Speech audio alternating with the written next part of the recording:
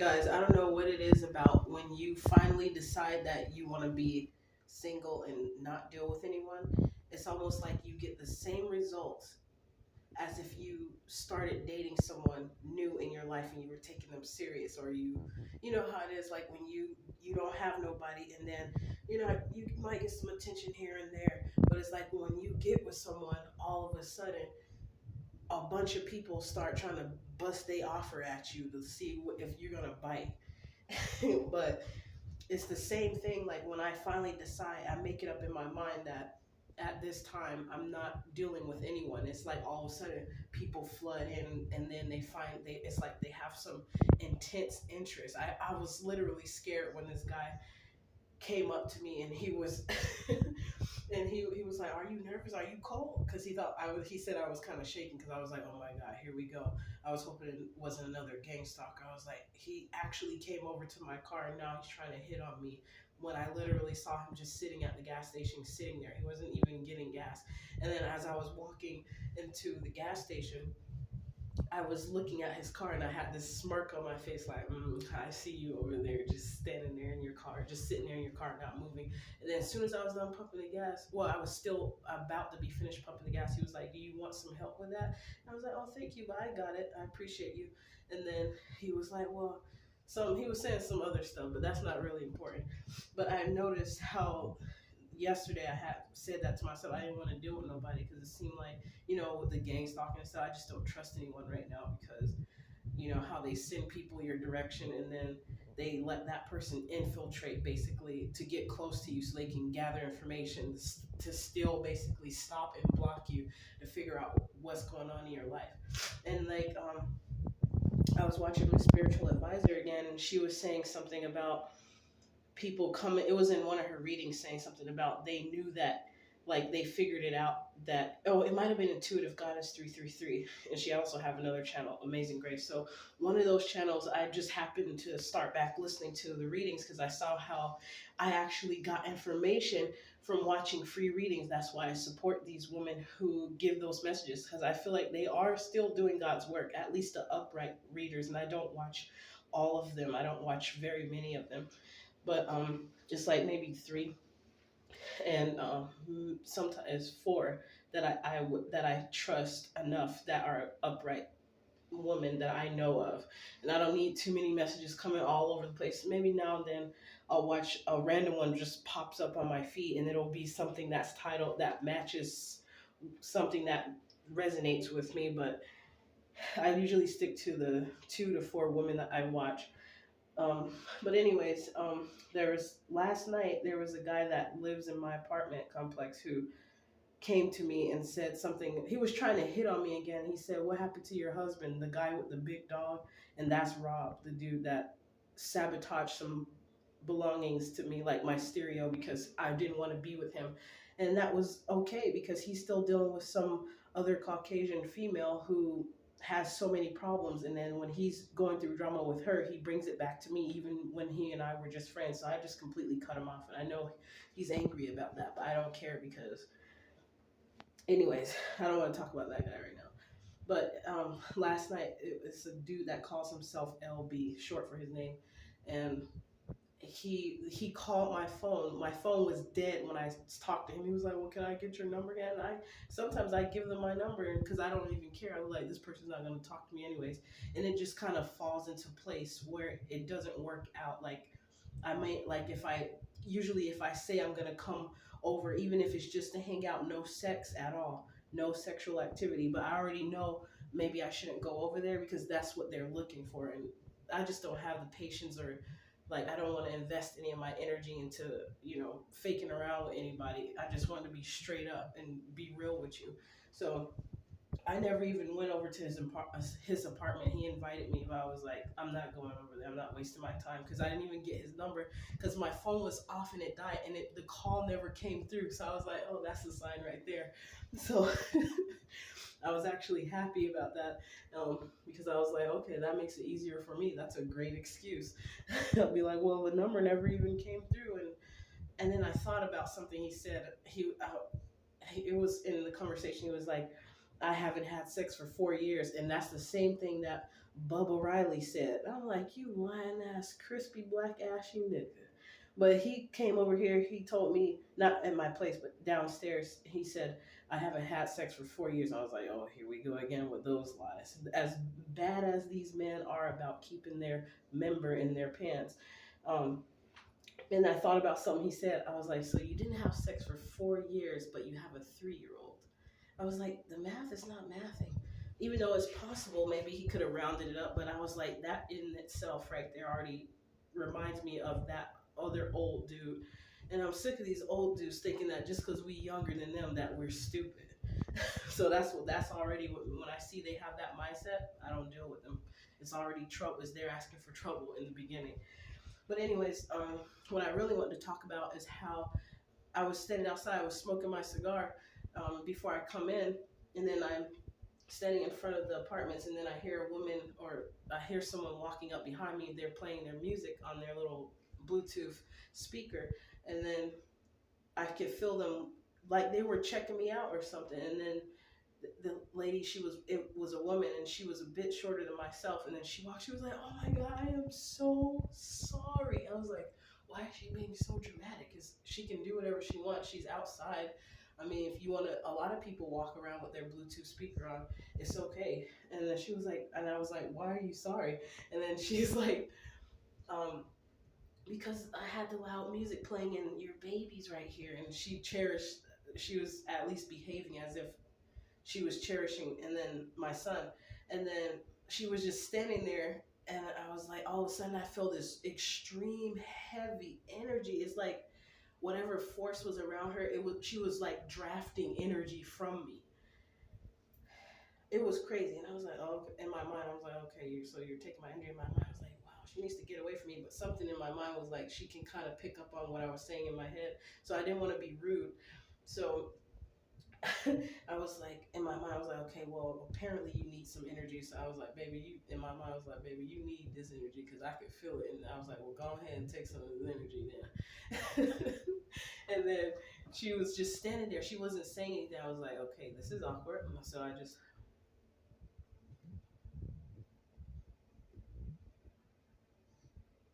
and then she's still standing there. And I was like, are you okay?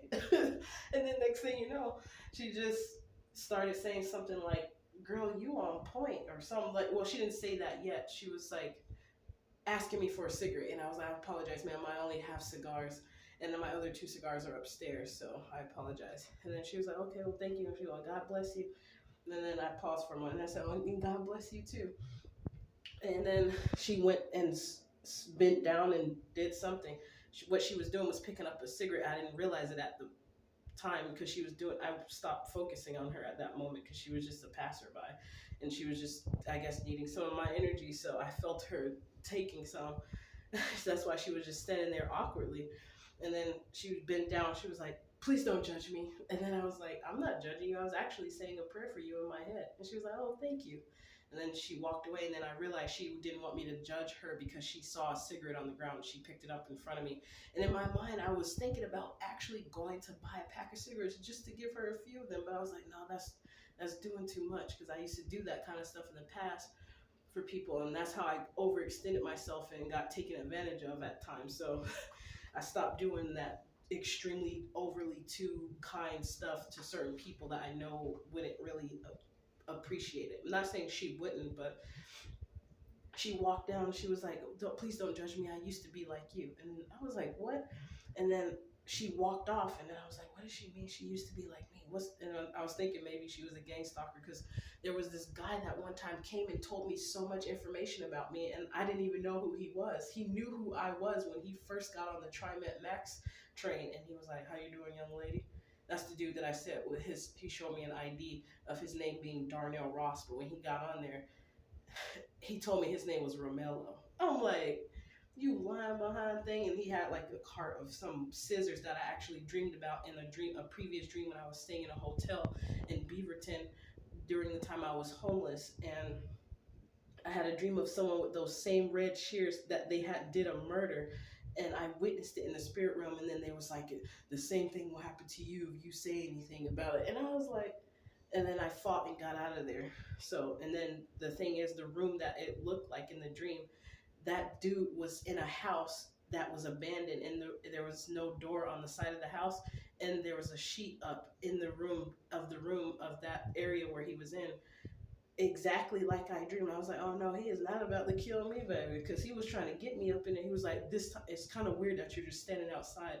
Are you gonna come inside? Well, this time will you come inside of? And I was like, why is it so important to him that I go in there? And the way he was saying it, I was like, no, baby, I'm all right. So I had walked off. It's because I was walking with him at one point, just gathering information, because I'm like, I was trying to figure out who are these strange people who know so much about me but coming and telling me stuff that they know about, and I don't know who they are.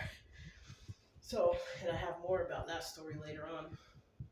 I might say it on this video, but I wanted to skip to how the woman that walked up with the music playing, I actually liked the song she was playing. It was sounding like a house music type of song. And I actually listened to all different genres of music, and I like house music. It actually helped me out back after I was listening to rock music from Polyphia. That's what got me through some tough times in my mom's house before I left and became homeless. And then I started listening to house music once I got in like trance type of music. Not trance, but you know, those like those kind of party beat songs. Some songs that you might hear mostly at a Caucasian party or something. But I kind of like the beats like Lee, I forgot that man's name. He played house music. Lino, or it's a German guy. I'll maybe if I find his, I'll link his video to some of his songs that he plays. I forgot his name at this moment, but Mr. I can't remember it at this time. But anyways, she walked on, and I was thinking about what she said is how she said something about she used to be like me. So I was like, oh no, please don't tell me she's another one of those people that like stalk and know information about me and they're watching me. So I actually walked down towards the Moda Center and followed her. I was like, excuse me, ma'am. Excuse me, ma'am. Excuse me, ma'am. And she wasn't hearing me, so I just started saying, ah, behind her. And then she finally turned around, and then she was like, and I was like, I apologize. I didn't want to startle you, but I just wanted to, I was saying, excuse me, ma'am, but you didn't hear me. But I was just wanted to ask you a question. And then I asked her, what did she mean by saying what she said about she used to be like me? And then she was like looking at my body and looking at me, and she was like, girl, you on point. And she was like, I remember back then when I used to be like that and I had a baby and I used to look good like you. And I'm thinking, I'm surprised. And it's like she was depressed while she was saying that. Her body language, she became more slumped, and she really dropped. Her countenance really heavily fell in her body. Like when she found out, when she asked how old I was, I told her I was 31 years old, and she was like, I thought you were much younger than that. And then she became so like downtrodden, and it just like, it made me feel bad because I was like, why would she feel so bad? And I told her, don't worry, ma'am, you look beautiful too. And then like I was encouraging her, but she felt disappointed, and then she was like, okay, thank you. And then she walked off.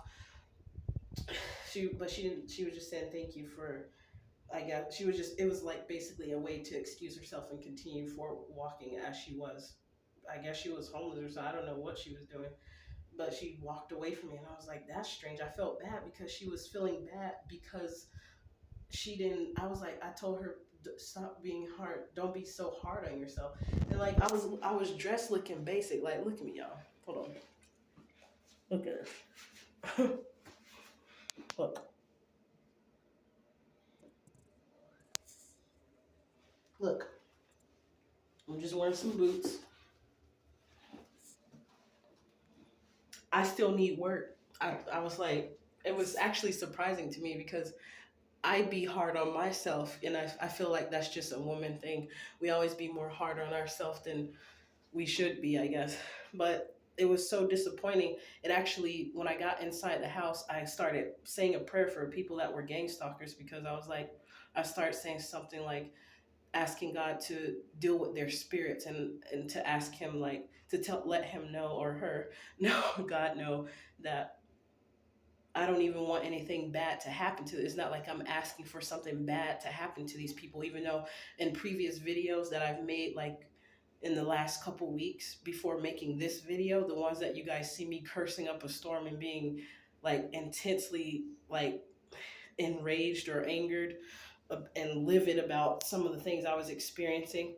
That was just how I was at that time because I was so frustrated at the flood of memories that came back. And I started to remember everything that was going on to me and realized that I was not crazy, that the things that was happening to me was real. I was not delusional. And it made me more understanding of what actually happened. Um, and that took place, that transpired up until the point of me being put into the psychiatric hospital for a night, and then they prolonged it and made it, I think, 7 days or almost 2 weeks or something like that, about two. I can't remember around the exact time, but at least 7 days. And I just spent time on the computer, and I had lost weight at that time too.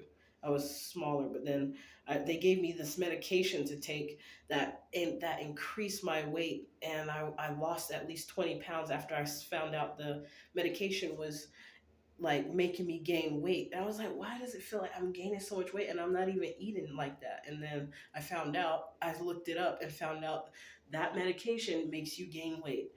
So I stopped taking it. I didn't even need it anyways, but uh, so yeah, that's what happened. I felt good about that because I'm talking about I felt good about actually getting to the point in my mind again where I could see what was happening to me, the people that were involved, seeing it from a positive perspective where I was able to actually be sincere when I was talking to God about dealing with their spirits, including maybe even people, individuals in my family, because I was like, they have to need help. They don't understand what they're doing. Now I know why God said what Jesus said that on the movie, at least when he said, forgive them for they know not what they do. I understand that perspective now because you just feel so bad for the stuff that these people wasting their time doing. Like some of the stuff that these people waste their time doing, it doesn't make sense to me. And then they're doing it for a little to nothing. It's shameful. But anyways, I was going to talk about the guy who the Darnell Ross dude. It was a tall black man, and he had a strong body. He almost reminded me of the John Coffey, the character John Coffey that was played by the individual. I think he already passed away. God rest his soul. I'm not sure, but I think I saw something where he had passed away maybe around the time I left my mom's house or after like back in 2022, March 2022 or April 2022.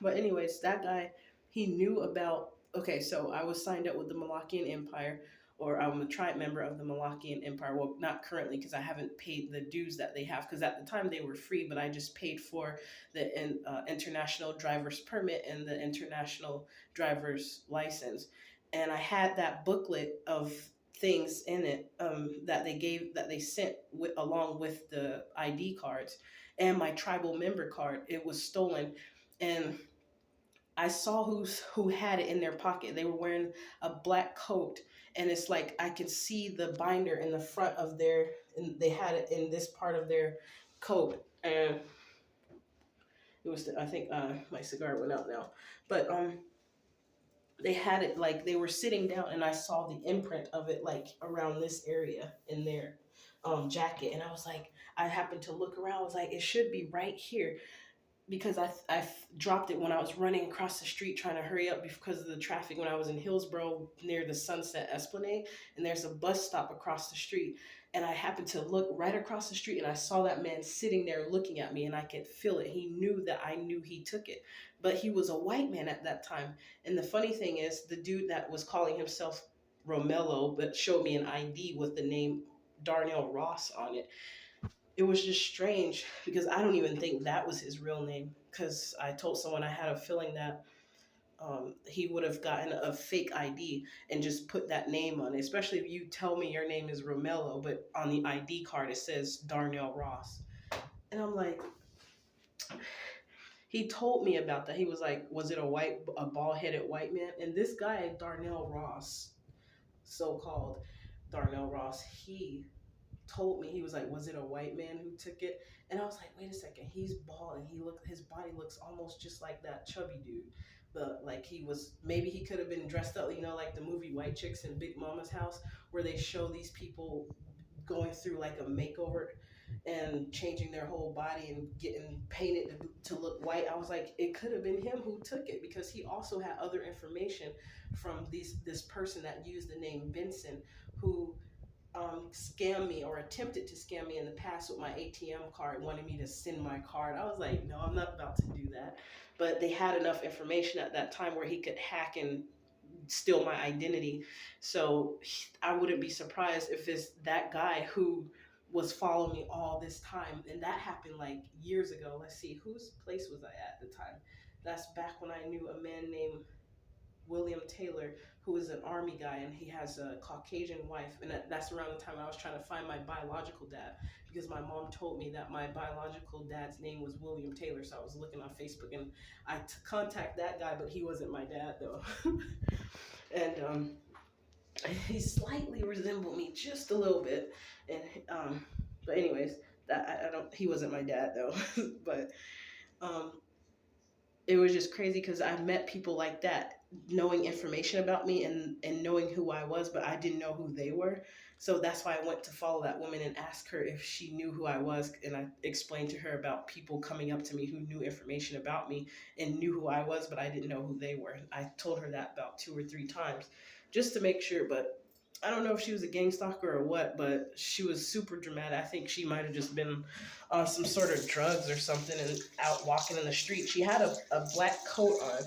And now that I think about it, it kind of resembled the black coat that a Hispanic woman had given me, but it was wet and it had a lighter in the pocket the night that the cops were called. So, and then they didn't find any information to put me in jail. So they said, what we're going to do is send you to the hospital. And it just sounded like that it was just some bullshit. And might I add, while they arrested me and put me in the car, they had some smoke coming into the car, and it started making me cough. And I was like, these people are trying to suffocate me. So I started playing along and acting like it was suffocating me, finally making me cough. I was like, because it was filling up in the back of the car. And then they got upset because I found some kind of way to like untwist the plastic cover at the back of the car, that is, instead of them having a cage, they made it different where they had like a plastic clear cover shield, and it was becoming loose, and that pissed them off because they thought like, had they not have found that out, I could have possibly done something to them, which I wouldn't have done, because they're officers, and you know how they always escalate stuff to the max instead of de-escalating. I was just kind of being rebellious because I didn't understand what was going on and why they were trying to take my kid from me. And then the dude was getting upset, trying to assault me. It was like, if you don't get out this car, if you give us any trouble this time when we get you out the car and get you in that ambulance, I'm gonna beat your ass. So I was like, in my mind, I was like, I'd like to see you try, because you breathing hard still from all four of y'all trying to put me in the car the first time.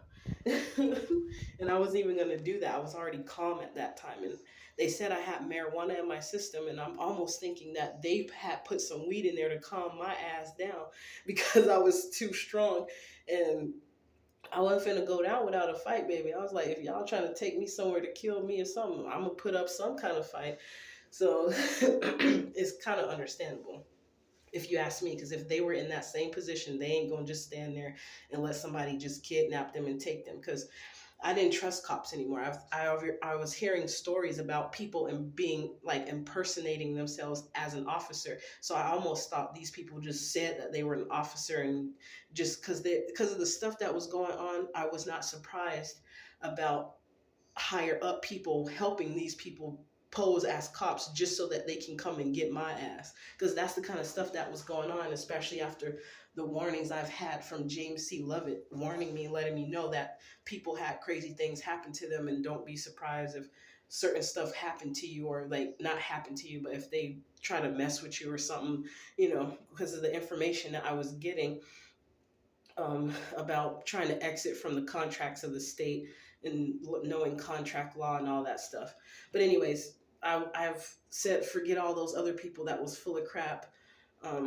And I went to the Malakian Empire because I could tell that Hellraiser, he was different. He stood out from like amongst the rest of the individuals that I had contacted, that were just horrible attitude people. That's why I knew not to work with them. And one guy stands strong in my head. I even put it on his channel one time about how he became so angry he sounded like a crackhead because he's, you know how when people like, if you know crackheads, when they don't have that drug, or even if they don't do crack no more, some of them, they still have this really bad attitude, like that only crack would have satisfied, like made them feel happier.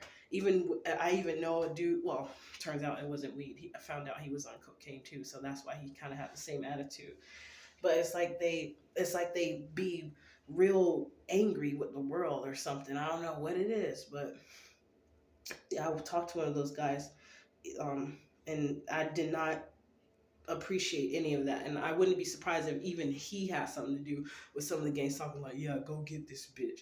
The East Bury dude, or I forgot the name of it, is some black guy that they were just rude, even more than Tazadak. Like, at least Tazadak had a little bit more calmness to him. But I talk about my experiences with those individuals on other videos, but it was crazy. So yeah, and then after I spoke to that, I know I'm jumping all over the place, guys, but you'll see I kind of digress, and then I'll go back to the story. So I apologize for that. That's just kind of how one of my friends said I have like an ADD or ADHD mind, which he said that they now call it autism. So I don't know what these people are doing out here in the world. They're just so corrupt and doing whatever they want to do. And it is coming on my mind at this time about people paying medical examiners, the people who do the autopsies, paying those type of people off so that they could make false documents, basically, so that it can fit whatever narrative of story that whoever wants to put out there to lie and pretend that that's the way somebody actually died. And that was revealed to me last year, spiritually. So I just want to let you guys know to think that far, to know that sometimes that stuff does happen, and don't put anything past anyone when it comes to things like that, because these people, when that was revealed to me spiritually, I'll maybe go into detail how that happened, but I remember when I finally, that was exposed to me and I said it out loud. I literally heard someone go, shh. I was like, no, it ain't no shh. Because I'm sick of that type of stuff. Y'all have been doing this stuff for way too long. I don't care about that. You crooked MFers, because it pissed me off, because it be companies and organizations that have people that work in their organization doing fraudulent activity, who's being paid under the table to do things, and then they won't hire somebody like me who doesn't have a massive, crazy, extensive criminal record. I mostly have traffic violations, and then the things that the corrupt courts want to lie and put shit on your background that you can't fight them, because they have the ability to abuse their authority and just put whatever they want to put on somebody's background to make you have to suffer and live throughout, like struggle with that on your record. And they're fighting it because of the technicalities that they make up in their mind, their stupid policies and stuff. So that's why I expose those type of people and these organizations that have people that work in high places and do like fraudulent things, but they don't want to hire somebody on their job to that's actually trying to just make a living. And it's like they hold your past against you, and they can clearly see that you're not the same person, that even your demeanor doesn't show that you'll do something like theft. But then they hire these people that don't have a background, who wind up breaching the data in the company, or stealing from the company, or doing all kind of fraudulent activity and getting away with it. But then because somebody got some stuff on their background that doesn't even involve like something happening to the job they're applying for, but they won't hire you because, oh, the background check unit says you're denied because of this, and it don't even be something serious. Like, so that's why I already knew that I probably wouldn't be working for any companies anyways. And the last job interview I went to, there's an individual that was there. I knew when I looked at him that I wasn't going to get the job, because I could see the spirit on him. I knew that that dude was into some dark magic. I may refrain from saying the company's name, but I met with the vice president in Tualatin, and you guys know who you are. You deal with electronic devices that are for, maybe that's too much information, because then people will look that up and say, oh, we know what that company is. So, um, But yeah, I met you, Mrs. Vice President, that Adrian from Bend, Oregon, who flew your plane out 30 minutes when it was snowing and I had an interview. I was able to read and through every individual who was sitting there in front of me. And you guys only have 13 employees in your company, and you said you're like a family. So when I saw my black self come up in there with the rest of you Caucasians and whoever else that yellow looking guy was, I remember all of their names. It was just their first names, but that guy that was sitting across from me, he kept looking at me a certain way because he knows that I know. I'm not going to go into too much detail, but it was a blessing that I already knew that you guys would not pick me, and I knew that his decision, like the him influencing the rest of the people and one other individual there, was going to be the reason why I was not selected to work for that company. Maybe later on I might say it, the company, but they make electronic devices. I even went and looked up the background of the company extensively and even found out some more information about them. I'm not going to go into it because I can't remember the technicalities of the names, but I saw like the patent and everything. So it actually made me look deeper into people who create certain um, products from their company and see what they're putting out there and the people who's behind it. So I start looking at, and I'll talk about that a little bit later, of why that was significant to me. So I'm not surprised that I wasn't selected for two good reasons, one being spiritual and one being physical. So yeah, um, I think that's about all I had to say. I'm gonna go back to smoking my cigar now, guys. Oh yeah, and one more thing. Don't be disappointed because somebody is they you thought that they were younger than what they look like, and then you compare yourself and you don't even know that you look beautiful yourself. Like that's the most crazy thing. The lady got so depressed and her body, she just slumped, and even spiritually she felt so bad. And she was like, I used to have my baby, and that kind of hurt me because I was thinking maybe she got her kid taken away from some gang stalking stuff too, but she may not have been strong enough to make it through and didn't have God or the grace of God and the strength and the courage and the resilience to make it through. And then that's when I started feeling soft hearted for some of the gang stalkers out there, because I realized these people are probably traumatized and hurt and lost and spiritually dead and all that other stuff. So man, my heart kind of goes out to you guys, and it's kind of shameful at the same time because while you guys were working so hard to harass me and get me killed for just pennies on the dollar, that's lame. That's really lame.